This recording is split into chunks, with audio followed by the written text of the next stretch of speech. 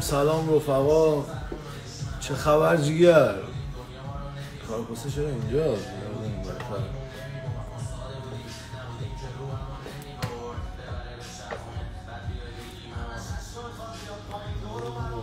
یه لحظه اجازه به من بدین، شما هم کاراتون رو بکنین، من یه رو با شما کار دارم، جیگرتو بدم.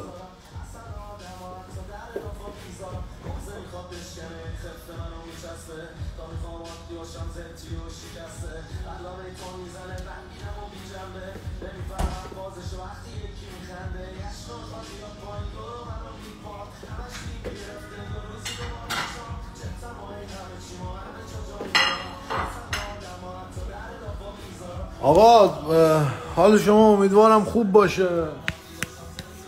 عرض به خدمت شریف شما، یه دقیقه اجازه بدین، یه دقیقه کم کنم.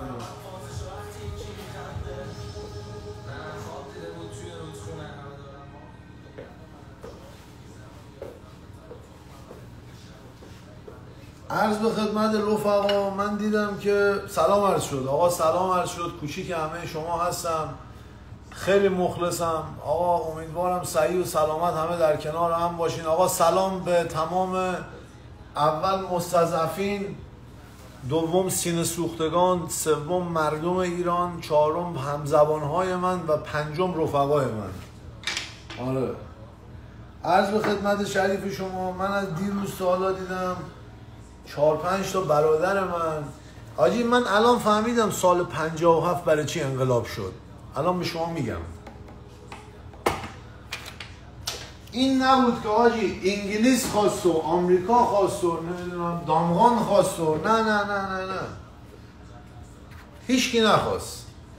مردم بلا نسبت پدر بزرگای ما از کونگشادی که فکر بکنن خودشونو به گاییدن دادن.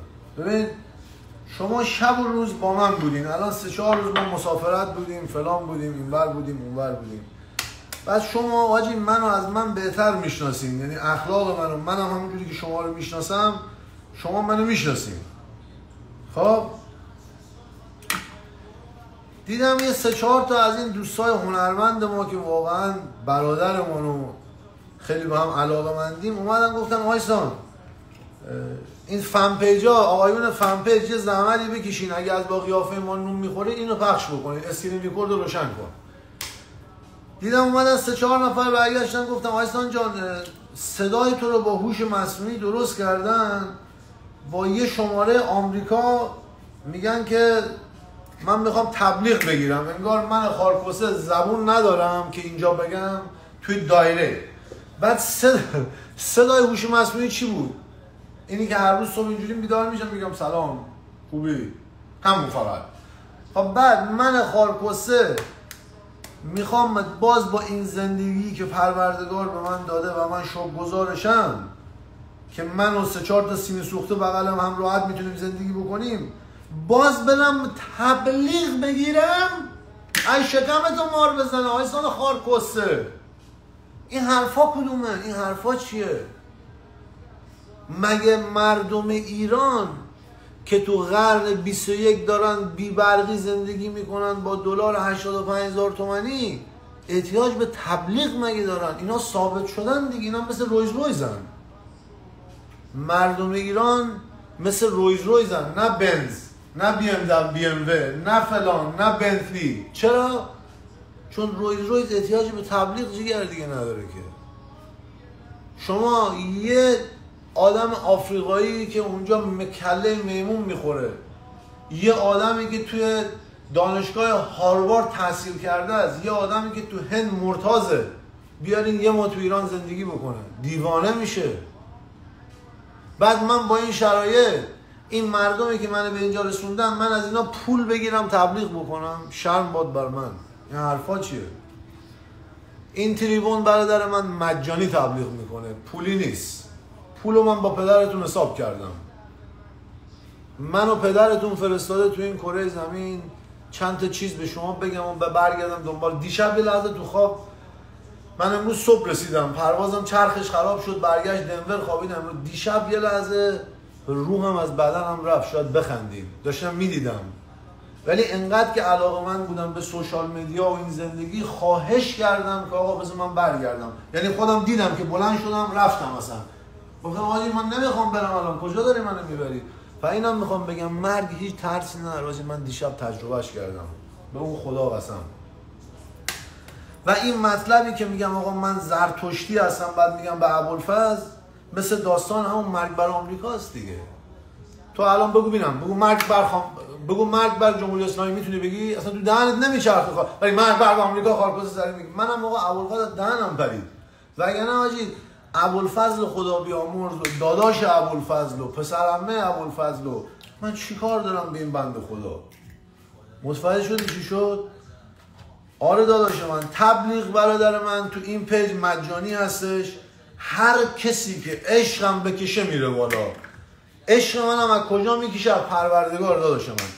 تا امروز نشد یه نفر به من بگه تو یه چیزی رو بذار من بذارم، به هیچ وجه من الوجود. یهو دیگه جواب نمیدم. آقا هر کسی، حتی مثلا میگم آقای علی دایی که اینقدر من علاقه‌مندم، آقای علی کریمی، اسطوره‌های مملکت، بزرگان، آقای افشین، حالا خیلی خیلی دیگه تو هر رشته‌ای بیام به من بگن آقا اینو بذار، من دیگه جواب نمیدم. میبینم و جواب نمیدم. همه رو میبینم داداشی، همه رو میبینم داداش، جواب نمیدم. من جیگر با فاز خودم باید برم، فهمیدی؟ به انگلیسی من سولو میرم. من خودم و داداش خودم، تمام شد و رفت. آره داداش من، تبلیغات پولی نیست، نذارین کلاتون رو بردارن. داداش من شما 2 سال با منی، اصلا صدای من یارو بیاد بگه آقا سلام حال شما خوبه، من آیسانم، آقا تو باور میکنی؟ آقا تو اخلاق منو نمیدونی مشتی؟ من تا امروز یه $1 این خارکسته در نیاوردم. همین پول خودش به من میده 4-5 هزار دلار به اینستاگرام ماهی 2-3 دینم چیزی میده، اونم همه میده مستقیم ایران. $1 دست من نمیاد آجی. میخوام چیکار کنم آخه؟ داشتی میخوام چیکار کنم؟ قصه خارش بابا دیوانه، چی میخوای بکنی؟ پول خاره پول بریدم بابا. آره داداش، به این آقای مجید خراتا داداش ما صبح اینو گذاشت، ما انقدر گریه کردیم آجی. بهش وایس دادم، گفتم مجید جان این کجاست؟ این گفت 3 تا برادرم تو میدون حفظ. انقدر این مجید با وجود با جنمه، گفت وایسام بیخیال. گفت من یه کاری میکنم به گوشت میرسه آجی. مجید خراتا رو من خیلی قبول. بابا مردم خودکشی میکنن براش تو کنسرتاش. زرنگ بود، مستضعفین گرفت. این مجید خراتا، داریوش اقبالی خیلی خفنه دیگه. به روح مادرم طرفدار مجید خراتا دیوانه ترن اصلا. این آدم میدونی چرا دیگه؟ مغز کار کرد دیگه. مستضعفین گرفت برادر. مستضعفین انقلاب میکنن، مستضعفین کودتا میکنن، مستضعفین خار همه رو بخوان میگن، مستضعفین همه کار میکنن. این مستضعفین رو دریابین، تو خیابون زیادن حاجی، حواستون به اینا باشه. همه چی اگه برگردید به میلیون ها سال پیش، مستضعفین یه کاری کردن. اینام دور و برتون زیادن، امروز بپایینشون، یعنی حواستون بهشون باشه، باشون برادری بکنین. یه روزی اینا به کارتون میان. مایه‌دارا داداش میرن، خیالت راحت. آره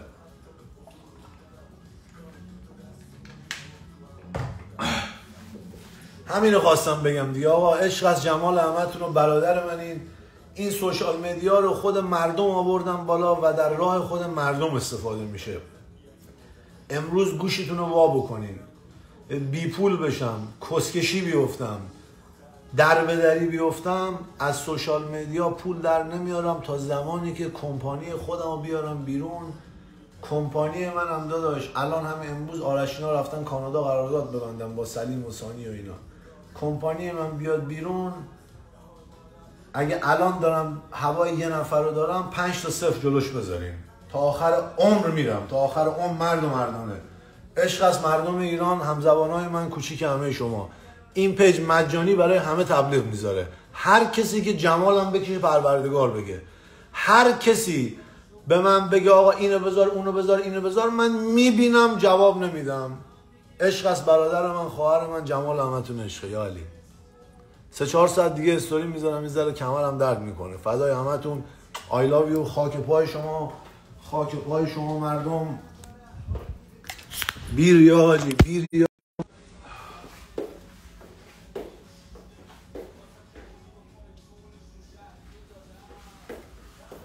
آقا عرض کردم خاک پای مردم هستم، مرد و مردانه، مرد و مردانه. این برای مستضعفین ایران. خاک پای شما هستم. آیسان اسلامی نوکرتم. خاک پای مردم، خاک پای مستضعفین ایران و همزبانها. یا علی.